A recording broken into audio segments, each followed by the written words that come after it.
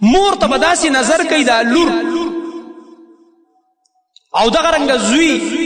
لکه دای چې مور نه ده دای څه ده په کور کې یو نوکره ده او یو وینځی ده او اوس هم دا مناظر مونږ ګورو لګي په ډیرو کورونو کې مور د لور په مخ کې خبرې نشي کولی دا مو اورېدلي که نه دي اورېدلي مور د لور په مخ کې چې دی بعضې کار نشي کولی په لاره چې روانې لور تې مخکې روانې مور یې شاته روانه چې سودا کوي خبرې لور کوي مور یې غلې ولاړې وایي ته به خبرې نه کوې کور نه ته به ګوره غلې ولاړې ته به خبرې نه کوې غریب ورپسې غلې غلې روانه او دغه رنګه لورې د ملکې او د مالکې په شان روانه